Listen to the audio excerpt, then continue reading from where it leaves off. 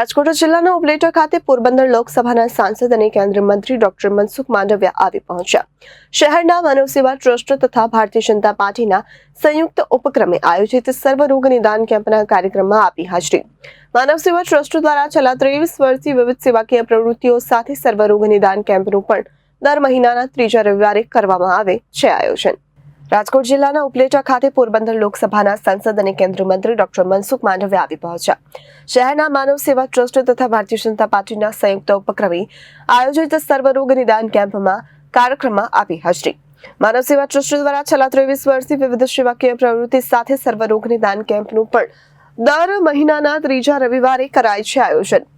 આ સર્વરોગ નિદાન કેમ્પનું દીપ પ્રાગટ્ય મનસુખભાઈ માંડવિયાએ કરી શરૂઆત કરી। વિવિધ સમાજના આગેવાન, હોદ્દેદાર, વિવિધ સંસ્થાના તેમજ કાર્યકરો મળીને વિવિધ પ્રશ્ન અંગે ચર્ચાઓ કરી હતી। ઉપલેટા ખાતે માનવ સેવા ટ્રસ્ટ અને ભારતીય જનતા પાર્ટી દ્વારા આયોજિત સર્વરોગ નિદાન કેમ્પની અંદર મને ઉપસ્થિત રહેવાની તક મળી। ઉપલેટા પંથકની અંદર ચાલતી સેવાકીય પ્રવૃત્તિઓનો મને પરિચય થયો। સેવા એ આપણા દેશના સંસ્કાર છે।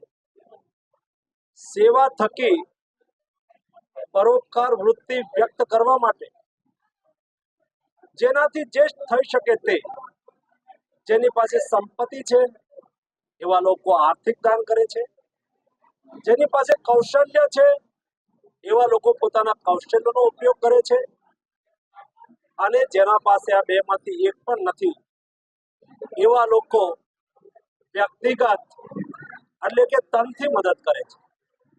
અને એટલે જ આપણા સમાજની અંદર સર્વરોગ નિદાન કેમ્પ હોય, ગૌશાળા સંચાલન હોય,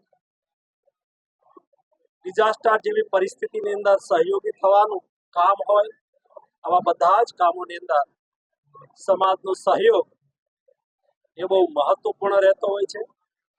આ સર્વરોગ નિદાન કેમ્પના આયોજકોને હું અભિનંદન પાઠવું છું। જે દર્દી નારાયણ આ કેમ્પનો લાભ લેશે એવા દર્દીઓને પણ સ્વાસ્થ્ય લાભ માટે શુભકામનાઓ પાઠવું છું। Bureau report Janadesh news, Rajkot.